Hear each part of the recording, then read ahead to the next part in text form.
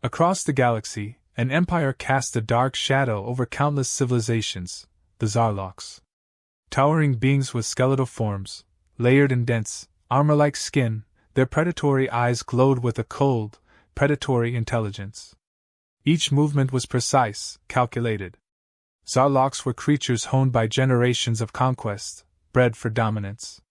Their sleek, obsidian ships moved silently through space, formidable and unyielding, symbols of the absolute terror they represented. The Zarlok Empire was feared as the embodiment of galactic supremacy. They thrived on psychological warfare, their mere presence instilling dread.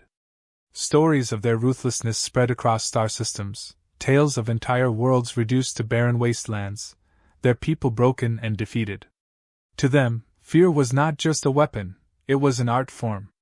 They wielded it skillfully, letting it seep into the minds of the conquered, even before their ships touched down. Their entrance was often silent. The sheer scale of their arrival spoke louder than words, a terrifying stillness that preluded total annihilation. No species had ever successfully resisted them. The Zarloks took pride in this. To them, every victory was a reminder of their inherent superiority. They crushed and consumed, not just to survive but to evolve. Each civilization they subjugated became fuel for their own advancement.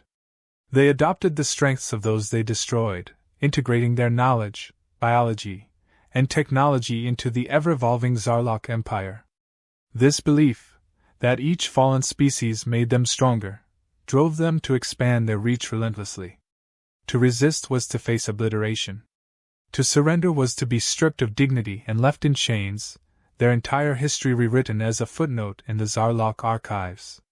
From planet to planet, the Zarloks advanced, leaving nothing but desolation in their wake. Their fleets descended without warning, darkening the skies. Civilians trembled as they approached, feeling the tremor of Zarlok forces shaking the ground.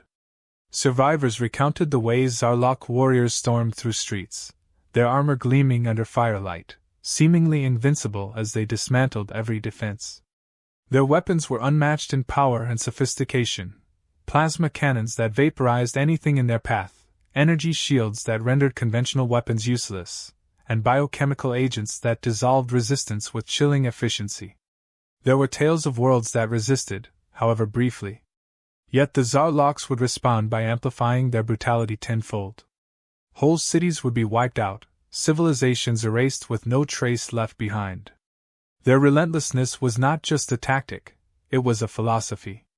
Mercy was weakness, ruthlessness was strength. In the Zarlok mind, fear bred submission, and submission bred control. They reveled in the broken spirits of those they conquered, feeding off the terror and helplessness they spread. It wasn't enough to win, they had to leave their enemies shattered, their will utterly destroyed. After eons of conquest, the Zarloks believed themselves untouchable. Their history was a string of decisive victories, a rising line on a chart of carnage and fear. They had faced all manner of foes, beings of light, creatures of unimaginable size, even fleets of artificial intelligence.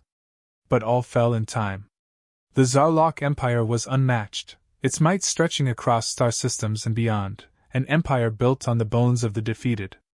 And then, a whisper reached them, a signal from an uncharted, distant solar system. The source was a small, blue-green planet, orbiting a yellow star on the outskirts of a minor galaxy.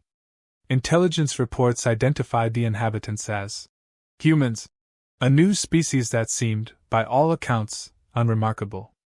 Their technology was laughably primitive. Their reach didn't even extend beyond the borders of their own star system.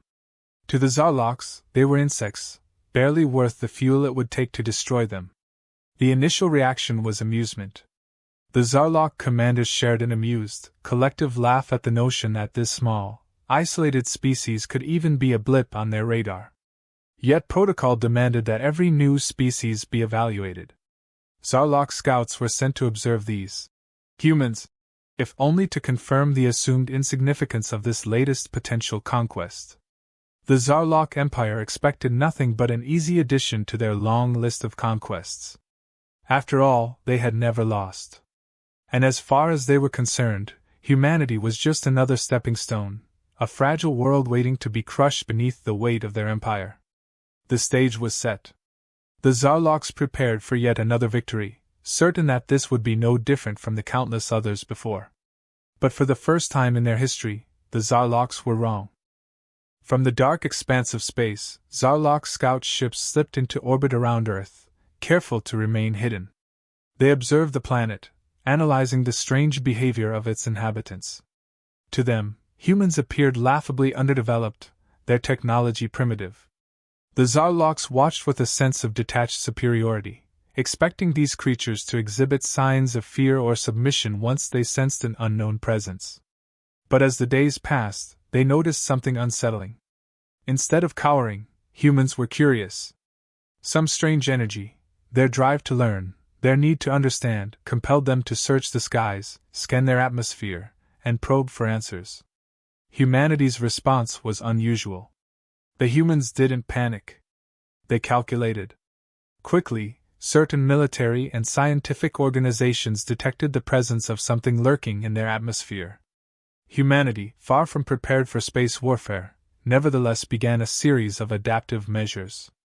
Engineers and scientists reviewed every signal, and within hours, governments were collaborating to create rapid countermeasures. The Zarloks, accustomed to terror and immediate submission, found themselves facing something unexpected: curiosity, not fear. Humanity, as they discovered, was not so easy to intimidate. The scouts observed in disbelief as humans moved quickly, setting up surveillance and scrambling communications to secure the planet. Seeing the humans' resilience, the Zarloks decided to take a more aggressive approach. In a test of dominance, they attempted a small-scale abduction to gather information about these strange creatures.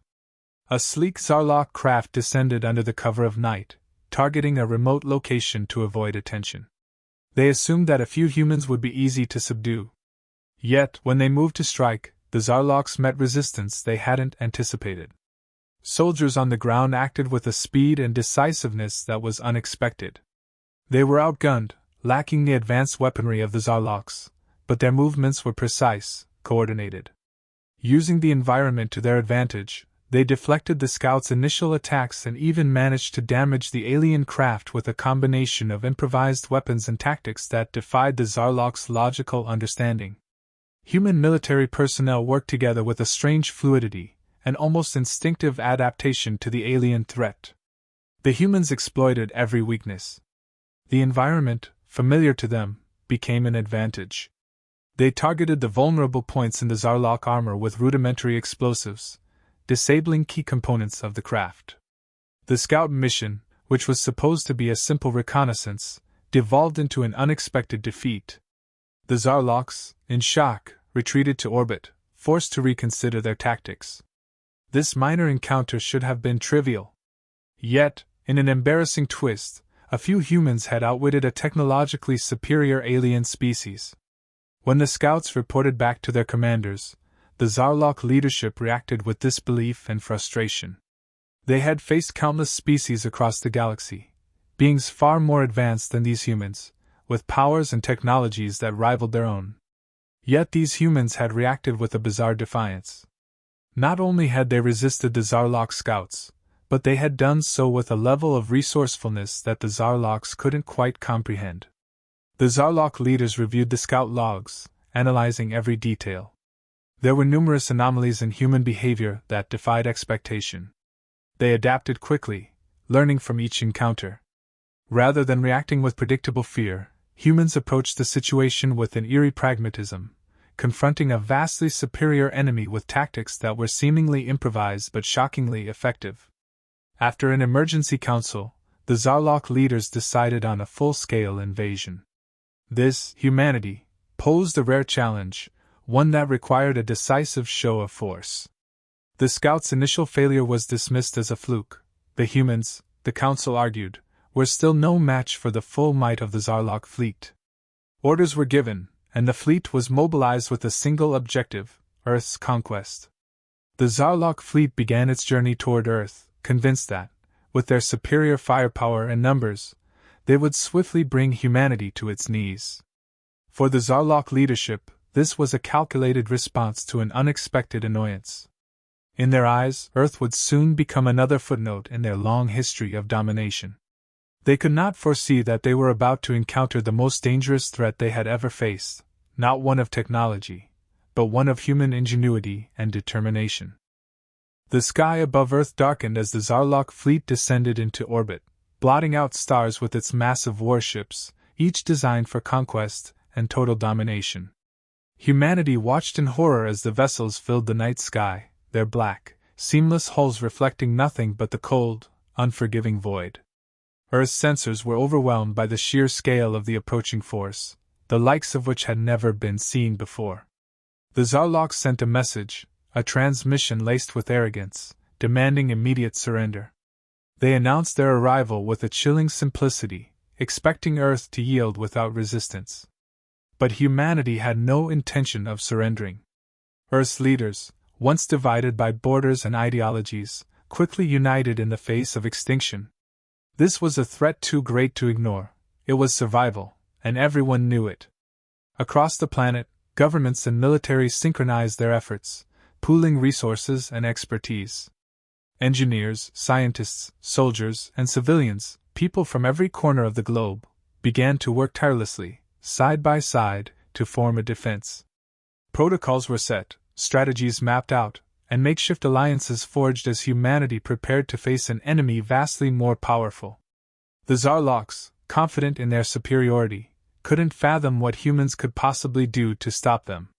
Their fleet had weapons capable of leveling entire continents, and they had never encountered a foe capable of meaningful resistance. But humans were nothing if not resourceful. Without the advantage of advanced technology, they turned to creativity, using Earth's diverse environments and their own ingenuity as weapons. Scientists repurposed old technology, creating improvised electronic jammers and EMP devices from existing satellites. Hackers across the world worked to infiltrate Zarlok systems, seizing control of smaller drones, rerouting signals, and creating digital chaos among the alien forces. Human engineers rigged their own ships with whatever countermeasures they could build in a matter of hours, turning commercial and research satellites into makeshift defense platforms. Then came the counterattacks.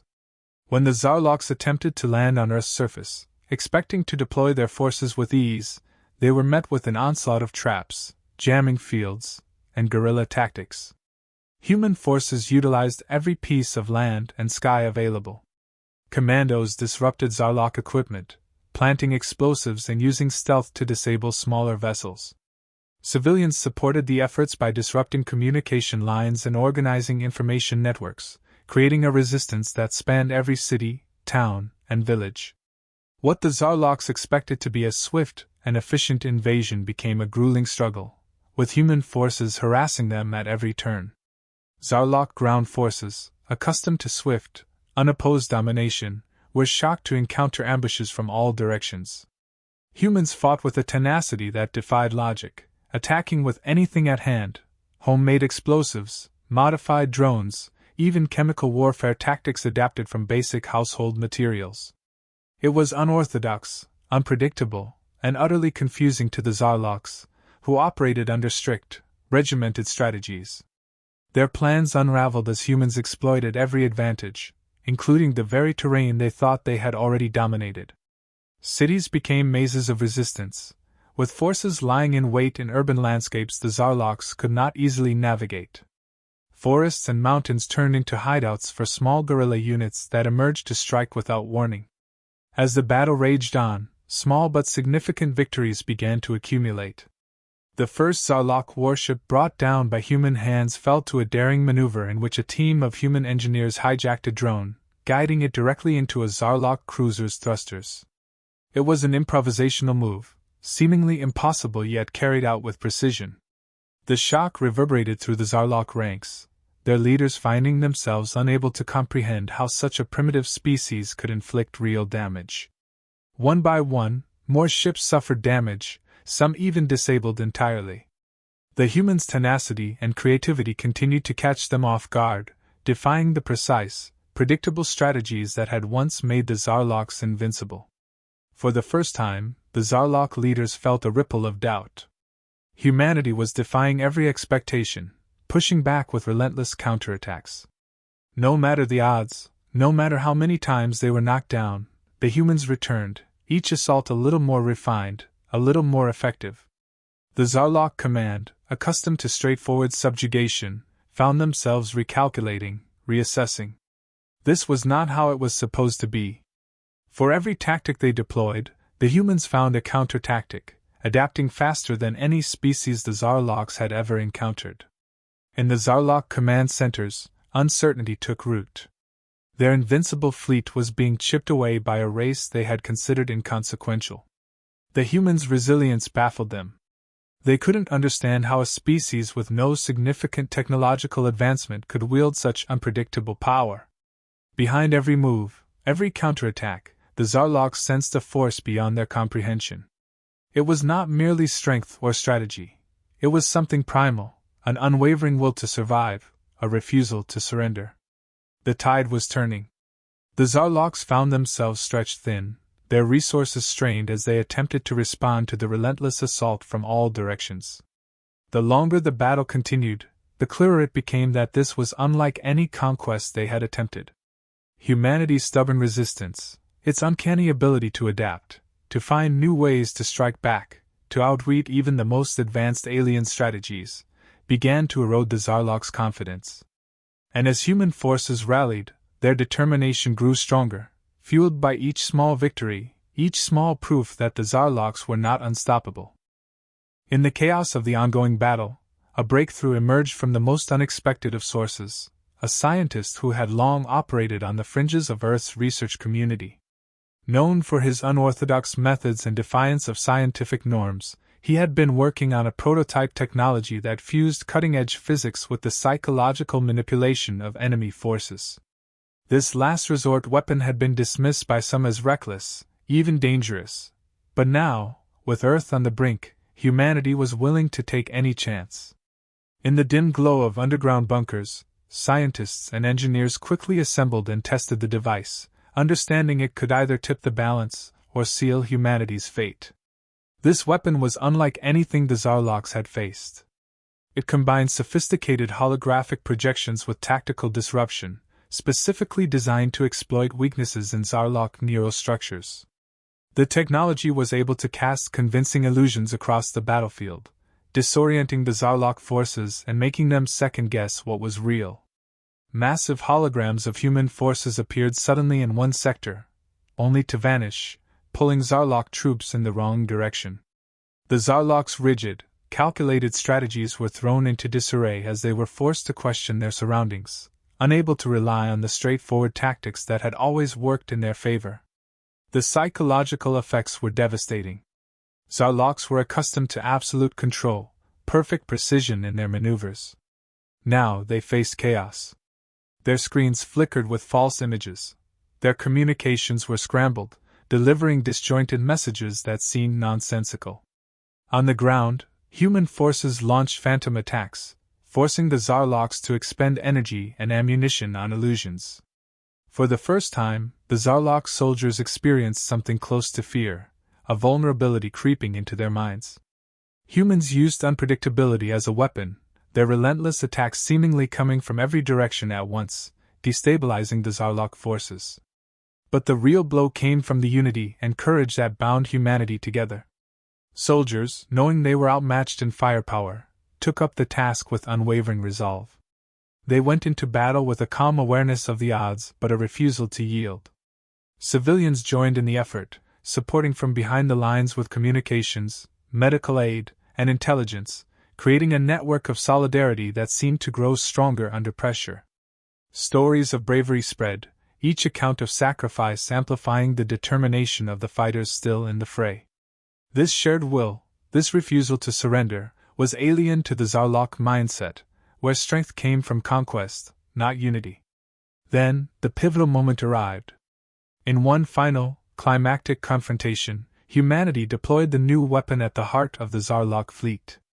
The psychological chaos reached its peak as the weapon emitted waves that scrambled Zarlok neural connections, creating a sense of disorientation and terror. For the Zarloks, it felt as if reality itself was breaking apart. Their senses betrayed them, Familiar structures appeared to twist, sights and sounds became distorted. What had once been a cold, calculated invasion turned into a nightmare. Human forces struck with precision and fury, exploiting every opening, every moment of Zarlok hesitation. The weapon intensified its effect, projecting visions of catastrophic destruction across the Zarlok fleet, making it seem as though the humans had an unstoppable arsenal. As one Zarlok ship after another succumbed to the assault, the realization dawned upon them: they were losing. The humans, whom they had dismissed as inconsequential, had managed to drive them to the brink. The Zarlok leadership, once so certain of victory, watched in stunned silence as their fleet crumbled under the relentless human assault. For the first time in their history, they were forced to admit defeat. The cost of victory had become too great.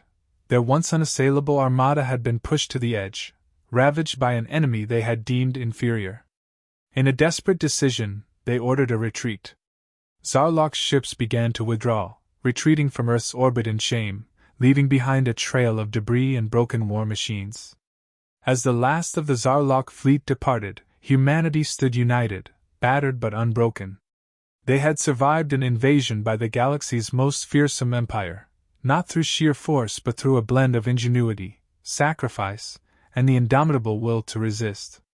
In that moment, humanity proved they were not merely survivors. They were a force that could stand against even the mightiest of foes. The battered remnants of the Zarlok fleet drifted back into their own territory, their hulls scorched and systems malfunctioning. The once dominant Zarloks bore the scars of a humiliating defeat, carrying with them the weight of a loss they could scarcely comprehend. The survivors whispered about the planet that had resisted them, a planet whose inhabitants had defied every assumption the Zarloks held. Returning to their empire in disgrace, the Zarlok leaders convened, grappling with an unprecedented reality. Humanity, a species they had deemed primitive, had defeated them through sheer resilience and unyielding will. The council, once so confident, now spoke in hushed tones, passing a decree to avoid Earth at all costs. They knew that another invasion would not only be costly but could lead to their own downfall. Back on Earth, the cost of victory was evident. Cities lay in partial ruins, and the scars of battle were fresh across continents. Yet, instead of despair, there was a palpable sense of pride and unity. Humanity had stood together, defended its home, and overcome an impossible foe. Across the galaxy, news of the Zarlok defeat spread like wildfire. To the distant worlds that had long feared the Zarlok Empire, the fall of these once invincible conquerors was a source of hope. But more importantly, the story of humanity's resilience inspired a profound shift in the perception of Earth and its people. For centuries, Earth had been unknown, a small, isolated planet in an unremarkable solar system. Now, the galaxy took note of this blue planet and its remarkable inhabitants. Species that had once seen humanity as inconsequential began to reconsider. Humanity's adaptability, resourcefulness, and willingness to defend itself became a point of interest and, for some, a source of cautious admiration. In a matter of weeks, Earth's reputation transformed from that of an obscure world to a symbol of tenacity. Earth had survived a predator, and by doing so, it altered the balance of power in the galaxy. Emboldened by their victory, Earth's leaders decided to send a message, a warning to the galaxy. They crafted a broadcast, relaying it across star systems and making it clear to all who would listen: humanity would not seek war, but it would no longer tolerate aggression. Earth was not a planet to be conquered, nor a species to be subjugated. The broadcast spoke not just of military strength but of unity, of a world that had stood together in the face of annihilation. "We are a species that values peace," the message declared. "But we are also one that will defend its home, its people, and its future." For the Zarloks, the aftermath of defeat sparked a rare moment of reflection. Their once unquestionable philosophy of conquest now seemed flawed. They had prided themselves on strength through domination, but Earth had shown them a different kind of power, a power rooted not in overwhelming force but in unity, sacrifice, and an unbreakable spirit. Among the Zarlok leaders, debates began to stir about the future of their empire. Some argued that it was time to change their ways, to reconsider the endless cycle of conquest. Others resisted, still holding on to their ancient values of domination. But the seeds of doubt had been planted. Earth had shaken the foundation of their beliefs, showing them a different path, one that didn't rely on fear or subjugation. For humanity, the victory marked not only a new era of galactic recognition but a deepened sense of identity. The people of Earth had defended their planet as one, transcending borders, languages, and beliefs. In the face of extinction, humanity had uncovered a collective strength it hadn't known it possessed. The memory of this resilience, and the bond it fostered would linger, a reminder that they could face any challenge, no matter how daunting, together. The galaxy would remember Earth's defiance. The Zarloks had learned a bitter lesson, and other species with predatory ambitions would think twice before considering Earth as an easy target. Earth had earned a place in galactic history, not as a victim but as a force to be reckoned with, a symbol of the boundless potential and courage of humanity.